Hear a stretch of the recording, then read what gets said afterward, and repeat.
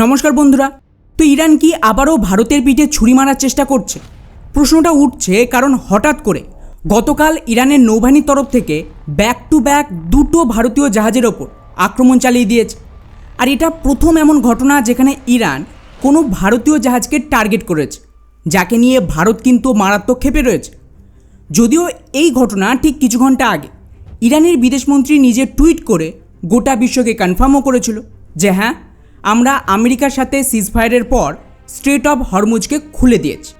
কিন্তু তারপর এইভাবে ভারতীয় জাহাজকে আক্রমণ রীতিমতো আতঙ্ক তৈরি করেছে হরমুজ প্রণালীতে দাঁড়িয়ে থাকা সমস্ত কার্গো জাহাজ, যার ফলে গতকাল মেরিন ট্রাফিকের তরফ থেকে এই যে ছবিটা পাবলিশ করেছে, এটা দেখুন। এখানে সাফ দেখা যাচ্ছে এখানকার জাহাজগুলো পুনরায় এলাকা ছেড়ে পালাতে শুরু করে দিয়েছে, যাতে ট্রাফিক কমছে। ফলে স্বাভাবিকভাবেই প্রশ্ন তো উঠবে যে হঠাৎ কী এমন হলো যে এভাবে ইরানের তরফ থেকে ডিরেক্টলি ভারতকে টার্গেট করে আমাদের জাহাজের ওপর আক্রমণ চালালো। আর এই হামলায় ঠিক কতটা ক্ষতি হয়েছে এবং এর পাল্টা ভারত কি অ্যাকশন নিয়েছে, সবটাই বিস্তারিত জানবো আজকের এই ভিডিওতে।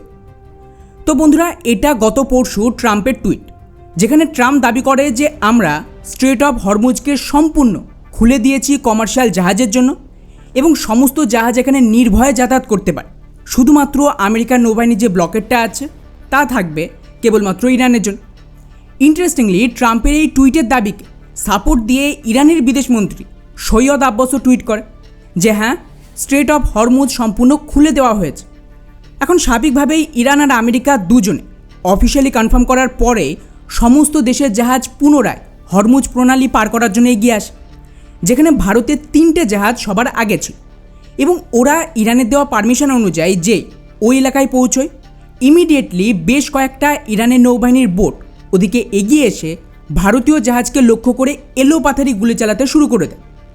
আর বন্ধুরা, স্বাভাবিকভাবেই আচমকায় এই ধরনের আক্রমণ হতেই রীতিমতো ওই এলাকার সমস্ত জাহাজের নাবিকদের মধ্যে আতঙ্ক ছড়ায় এবং এর পাল্টা যখন ভারতীয় জাহাজের নাবিকদের তরফ থেকে জিজ্ঞেস করে যে কেন আমাদের উপর আক্রমণ করা হচ্ছে, আমরা তো পারমিশন নিয়েই এসেছি, সেখানে ইরানের গার্ডের দাবি ছিল স্ট্রেট অফ হরমুজকে এখনও খোলা হয়নি এবং ওরা পুনরায় এটাকে ব্লক করে দিয়েছে। আর এখানে যারা ইরানের জন্য বুক চাপড়াচ্ছে তাদের অ্যাকচুয়ালি ইরানের কী ধরনের নৃশংস চরিত্র সেটা দেখা উচিত। কারণ একটা অডিও ভাইরাল হচ্ছে যেখানে ওই জাহাজের ক্যাপ্টেন রিকোয়েস্ট করছে যে রাস্তা বন্ধ থাকলে আমাদের সময় দিন যাতে আমরা জাহাজটা ঘুরিয়ে নিতে পারি। ইরান সেই সুযোগটাও দিচ্ছিল না এবং এলোপাথারি গুলি চালাচ্ছিল। আর এটা স্বাভাবিক, আপনি সাডেনলি এত বড় একটা ট্যাঙ্কারকে কীভাবে ঘোরাবেন, তার জন্য বেসিক টাইমটা তো দিতে হবে। উপরন্তু এর মধ্যে তেলও আছে।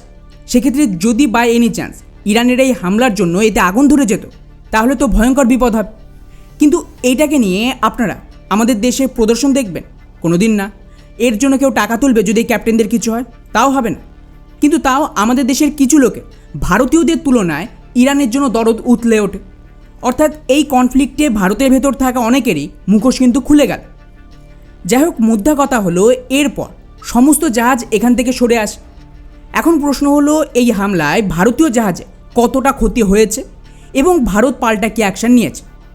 ওয়েল, আপাতত যা খবর এসেছে তাতে ভারতীয় জাহাজগুলোতে খুব বড় ক্ষতি হয়নি আর না কেউ আহত হয়েছে, সকলেই মোটামুটি সুরক্ষিত আছে।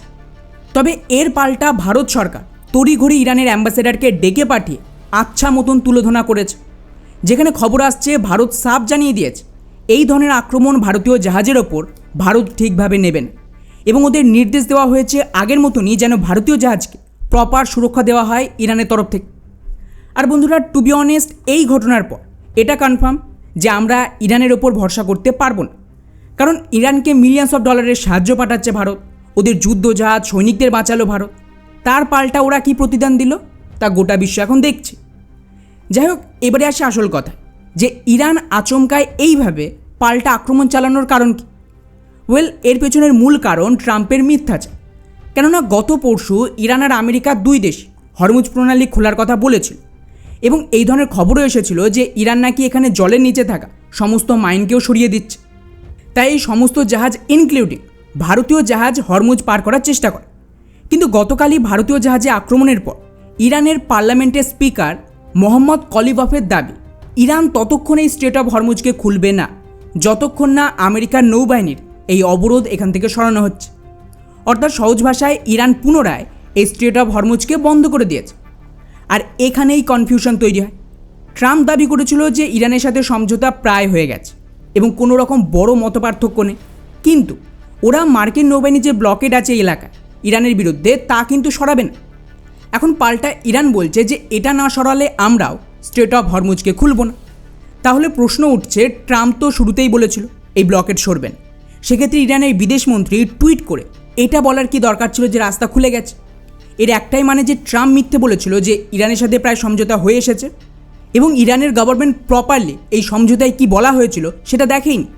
আর খুব সম্ভবত এখানে যেহেতু এখন সমস্যা মেটেনি এবং ইরানের ভেতরে ওরা ঠিক করতে পারেনি যে ওরা কী করবে, আর এই দুই দেশের বিবাদের কারণেই পুনরায় ইরানের সেনা কিন্তু জাহাজে আক্রমণ শুরু করেছে। কিন্তু এবারে মুশকিল দাঁড়াচ্ছে তাহলে এই মুহূর্তে এক্স্যাক্টলি কী হবে? ওয়েল, যেটা আমি আগেও বলেছি আবারও বলছি, এই মুহূর্তে ডিসিশন নেওয়া হয়ে গেছে যে ইরানের রিজিম চেঞ্জ হবে এবং যতক্ষণ না হচ্ছে এই সমস্ত চলবে।